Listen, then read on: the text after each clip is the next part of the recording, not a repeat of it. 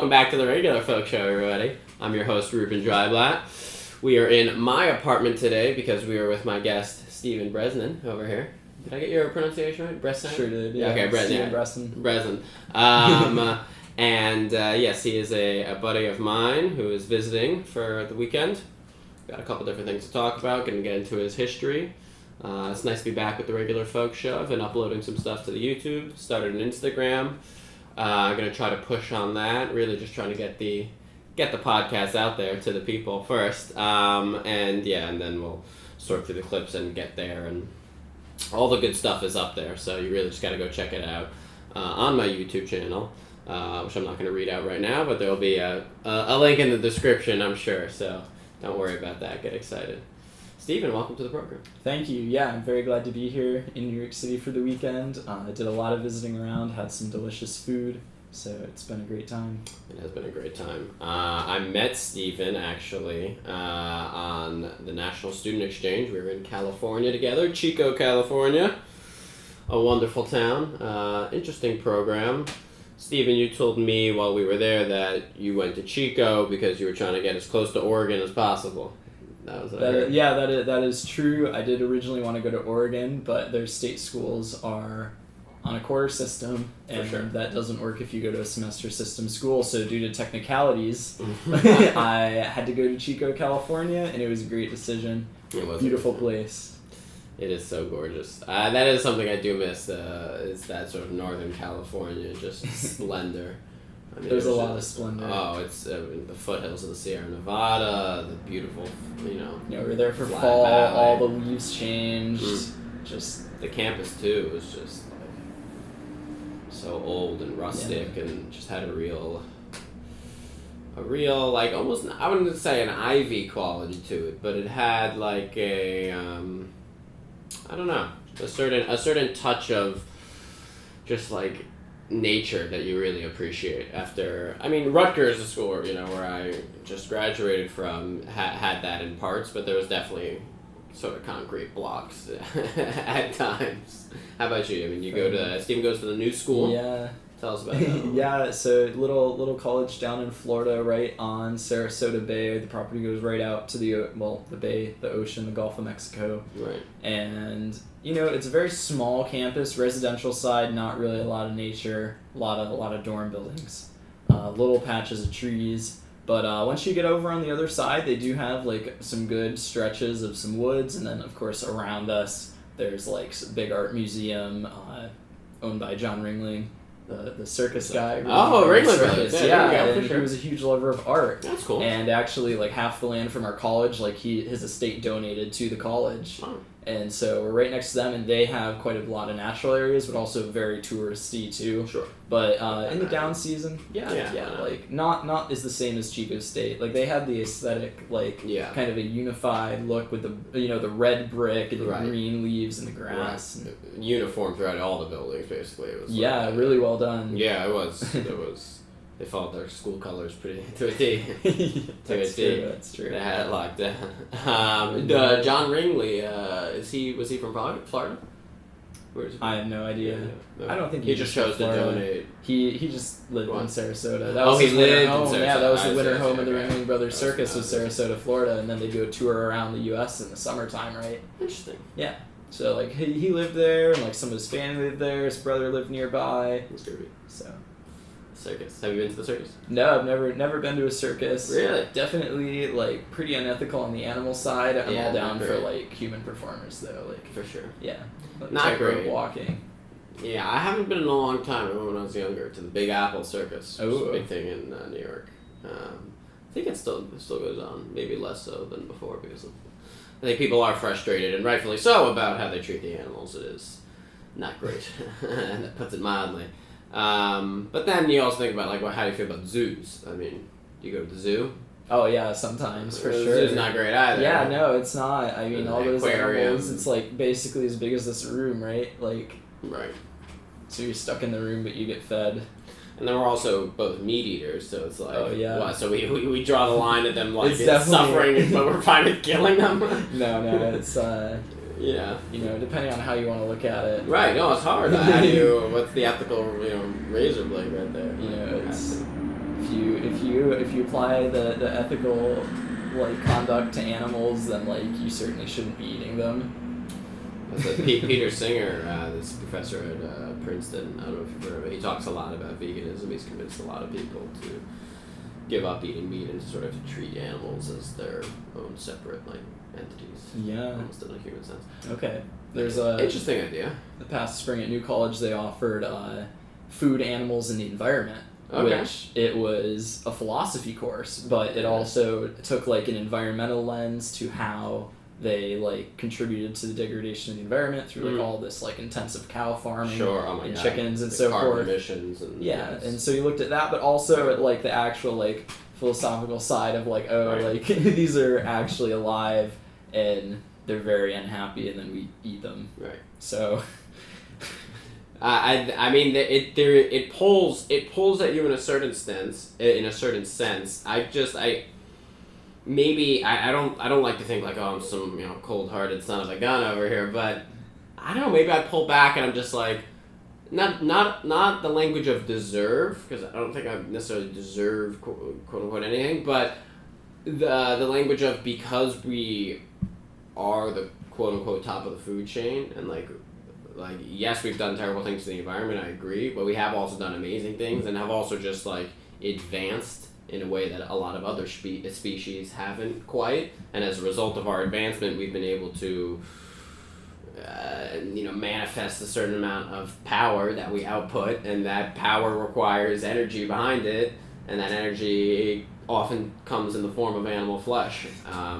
And I get it, it's not the language of because we have this power that we can manifest for good, hopefully, although there's of course there's all the bad, that it doesn't mean that we're entitled to the animal flesh, but because we can, they couldn't do it to us, is kind of what I'm getting at, and we in many ways need it. Like if the whole world didn't need meat, I mean, we still have the same amount of people who need the same amount of energy. We just got to figure out a different way to get it. I imagine there'd be a lot of mushroom farmers. A lot of mushrooms, a lot of beans. A lot of beans. Frijoles negros. Frijoles negros. Yeah, we had a nice little, almost huevos rancheros meal before this. Steven likes to cook, too.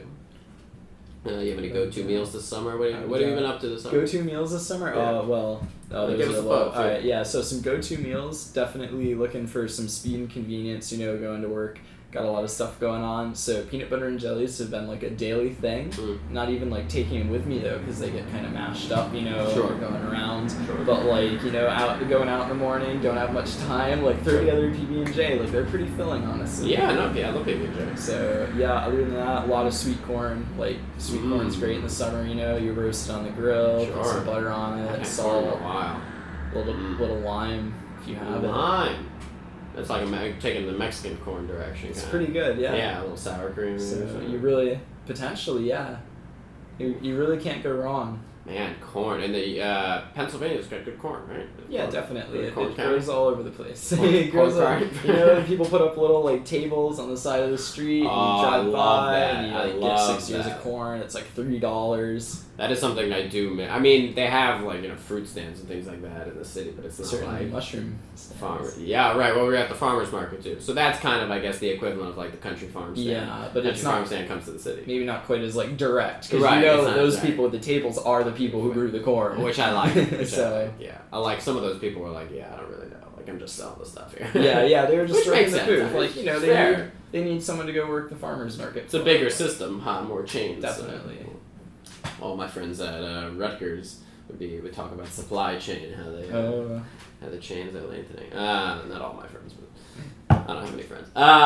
So just kidding. Steven's a good buddy of mine. So tell us about the summer. I know a little bit of what you've been doing, but I don't know the full extent, actually. Yeah, a little bit this summer. I pretty much got hired and working for like a lawn care company, but they also do general contracting. Definitely, baby mow. Yeah, a lot of mowing, a lot of just weed whacking down like brush, but they do like other general contracting stuff, and so that someone wants their deck painted, right? They call them up. Someone wants some like gravel put down in their yard, they call them up. Like, someone wants, like, an old trailer literally torn apart, put into separate components, and carted out of this plot of land so they can build, like, a new house there. Like, yeah, we did that, you know? Cool. I was in there with a Good sledgehammer for a whole day, just smashing boards and, like, ripping them off, throwing them into a dump truck. Jeez. So, a lot of variation. Definitely very physical. Well, yeah, I mean, I was going to comment on it. So. Not quite as physical as, you know, like maybe like stonemasonry where you got those blocks all the time. Sure. But yeah, it keeps you sweating. You're outside for anything like that. 8-10 hours a day every day, enjoying the great outdoors. The great outdoors, but you know, back-breaking work sometimes. Sometimes, yeah, not too much though. We're back's still holding together. Your back's good. strong guy.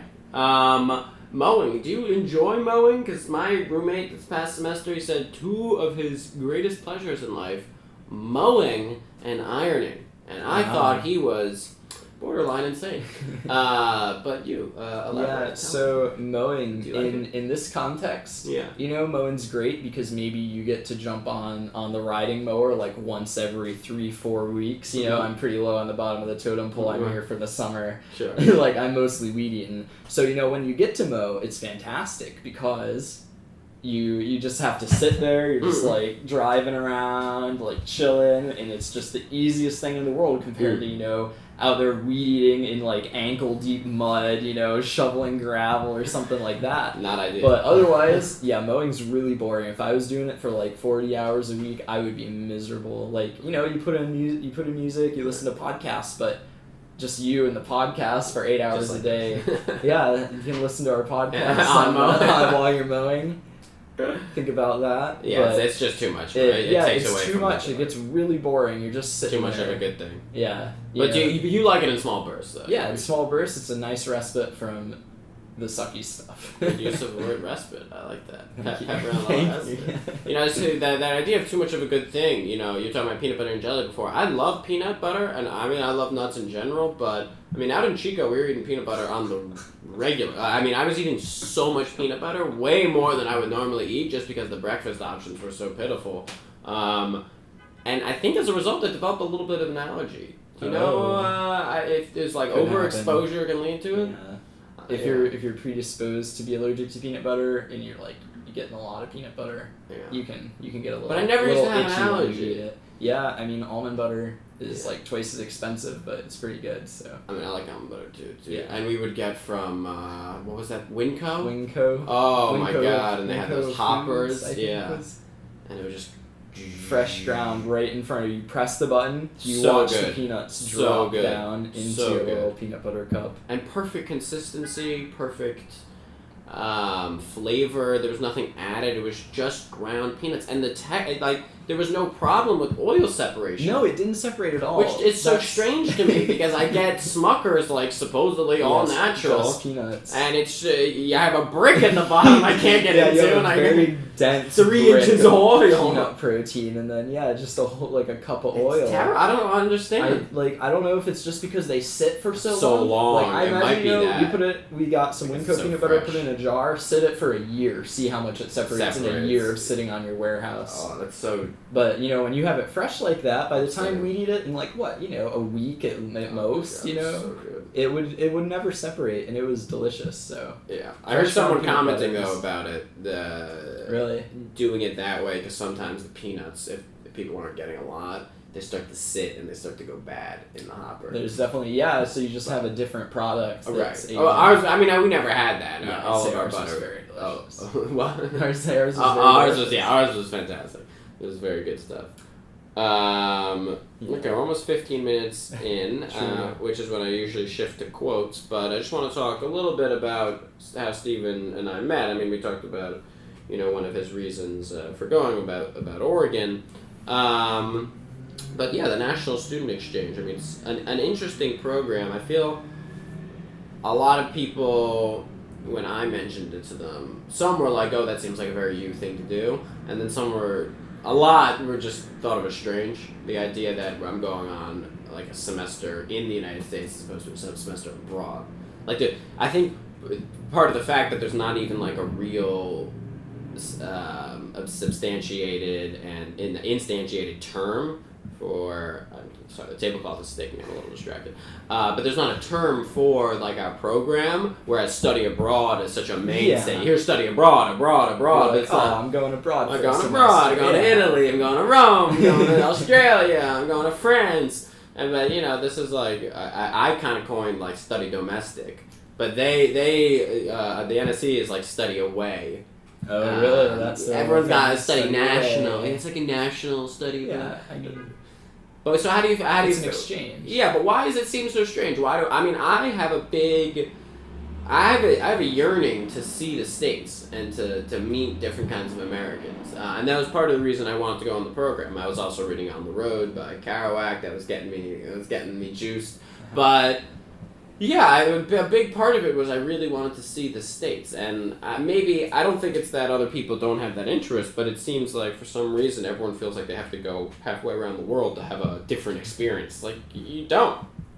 I mean, I went to a different coast, but I could have gone to, that week in Chicago that I was there while we were evacuating from the largest wildfire in California state history was eye-opening as well. I mean, I never really spent that much time in Chicago. So. Yeah, and I mean, you were basically living there for a week. It was amazing. So what do you feel about that perception of like maybe people aren't so interested in the States? I think it's just kind of.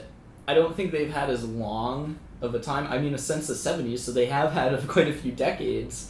But I think like study abroad. I feel like it's very kind of built in. Like a long history of people going from their country to another country to study, and since way back, in the teens, in the teens, whereas going from just one part of your country to another, but only for like a semester and calling it like an exchange program, it's just kind of foreign to people, I guess, even though. It's very enriching. It's very enriching, and can be just as enriching. Yeah, like anywhere else we could have gone. Colorado, Washington, Maine, Rhode Island. It's hugely different parts of the country, like different culture, like different jobs available. Kansas, Texas. Potentially. Yeah, I almost applied to LSU. Go to Louisiana, baby. Yeah, go there for the celebration. For Mardi Gras, baby. That would have been wild. Yeah, I don't know. It's kind of a shame that people underwrite just national travel as a fulfilling and very different kind of experience, and they feel like maybe they don't feel this way, but they're just like, yeah, I like it. I mean, I want to see the world too, and I love it, but I don't know. For some reason, I have this like kind of notion of like anywhere that's new to you. Like there's parts of New York I haven't been to where I could have an experience that completely changes my perception, opens me to new ways of thinking. Anything, and it could be 50 blocks away from here. It doesn't have to be 5,000 miles. Yeah, like the potential's out there. Potential's always out there. You have to kind of recognize it, and you have to be open to exposing yourself to it. Gotta be hungry. You gotta be hungry. You gotta be hydrated. You gotta be hydrated. Good thing we have some water.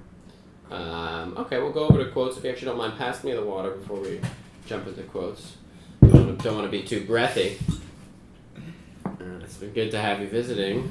Glad you drove up for the weekend. Certainly, yeah. A lot of driving, but... Yeah, I saw some new parts of New York, actually. We're talking about parts of the country you've never seen, never really been through, southeastern New York. The Catskill Mountains, apparently, are, like, one of the top tourist destinations for New York City. I read a little informational sign. Stop. It was very beautiful there, definitely very mountainous. I didn't really see any of the touristy part. The interstate seems to have just kind of missed it. I saw a lot of cars and campers going somewhere, but I never really saw the big village with all the lodges that they were going to. So yeah, I mean it used to be such a big hotel summer. Entire communities would go out there. There was especially a lot of Jewish communities, wealthier ones, would something called the Borscht Belt. And there was a lot of comedians would go up there. I'm referencing also a lot from The Marvelous Mrs. Maisel, which is a TV show that takes a couple episodes to take place there. But and then there's also been the very big culture of the outdoors and hiking and camping and things like that.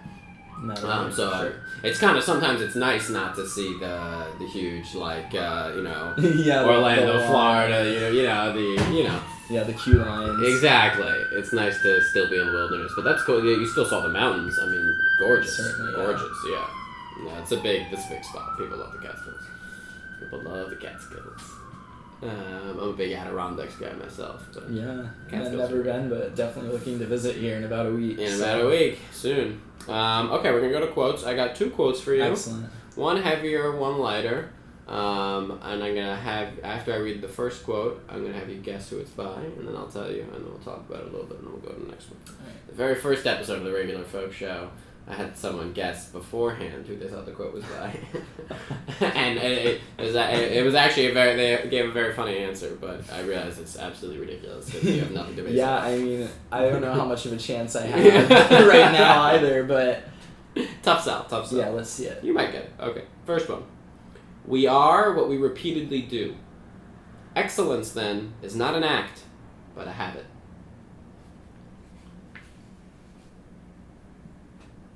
Who do you think that's by?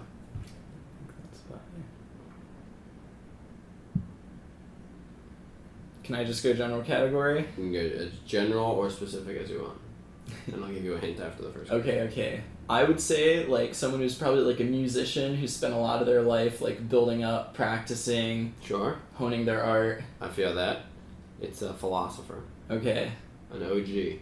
An OG. Alright, I think the only philosopher coming to name is, like, Descartes. So... Earlier. Really the only one coming to name. Is Descartes. Okay, so it is Aristotle. Ah, Not that that's okay, yeah, he was an OG. He was one of them, yeah. No, but I'll reread the quote. I think you hit the nail on the head, though. We are what we repeatedly do. Excellence, then, is not an act, but a habit. It's not something... Excellence is not something you can put on. It's something you do repeatedly, over and over. It's the Gladwell 10,000 hours. I think it's been articulated in different ways, but it's nice that even back in... the ancient Greek times, they were thinking like, yeah, well, maybe if I try this a couple more times, I'll get better at it, Yeah, they were seeing room for improvement. From a young age. Rome wasn't built in a day, but, no, most of it, it took a very long time. Did take a long time. That was the radiator, I think. There was a little crackling in the background. You're a fan of that quote. I would say it's definitely a good inspirational quote. It feels very practical. Right. Accessible. Yeah. And people, I think most people can get it, Yeah, I'd say I kind of tend to stay away from the ones that are a little too, like, new agey, of just like, you just gotta feel the energy. Sometimes you do have to feel the energy, but sometimes it's really hard. Sometimes you just gotta. All you really need is the boost to keep trying, and then that'll get you in sync with everything else. Just feel the energy. Yeah, sometimes that's a little too opaque. Yeah. It seems like your quote's a little thin there, sir. Yeah, but certainly that can help at times. So I wouldn't knock it. Don't knock it. No, embrace the moment. I tend to be a little more pragmatic of like what can we like right now. Like, let's get something concrete. Yeah.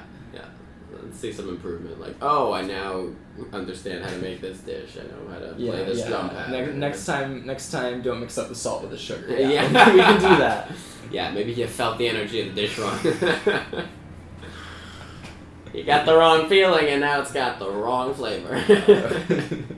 Yeah, so maybe playing into that a little bit, one of the meditation instructors at New College, he owned a restaurant for I think like 20 years, and he attributes his great success in building up this restaurant with his mindfulness and meditation practice, and simply that he was always putting all of himself into the cooking when he was doing it, into running the restaurant, and would not like compromise, just like really throwing things together, like half-assing it. And he says it's just like that intensity that you need to make things good to the level where people are willing to then pay for them and will happily pay for them. It's gotta be. If it's not good quality, especially in something like the restaurant business, that's, so difficult to pull off. Yeah.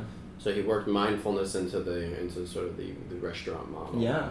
What do you make? And he'd make his employees do it too? Or encourage them? You don't have that data set. Don't have that data set. That's a good, I like that. I might start using that in conversation. Someone asked me a question. Yeah, I don't have that data set. Yeah, sorry. I'm downloading it off the mainframe right now. Actually, still waiting on an intern to scan that in. It's been backlogged for like 4 or 5 years. I told them to get coffee and they never came back. I don't know what happened. That's so funny. Oh, and that's so perfect because a lot of those things, it's like somebody's always like, yeah, like how do you know that? It's like sorry, man. Just yeah. Yeah, the grand money ran out.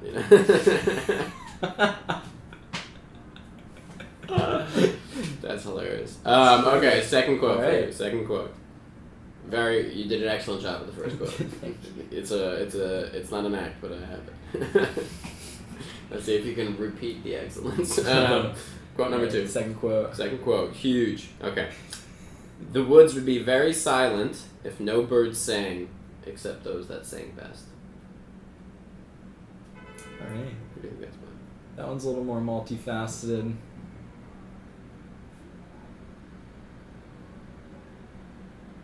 You know, I don't even think it's any sort of like outdoor related person. I think it's more like a civil rights person.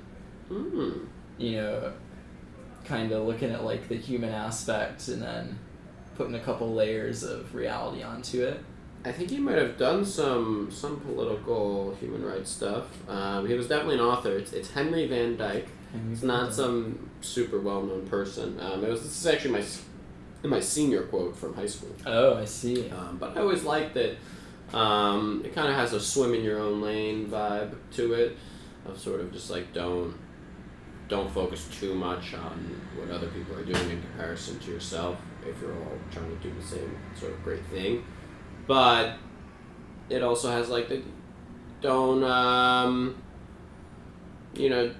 woods would be silent if no birds sang except those that sang best. Belt it out, even if you don't necessarily got it.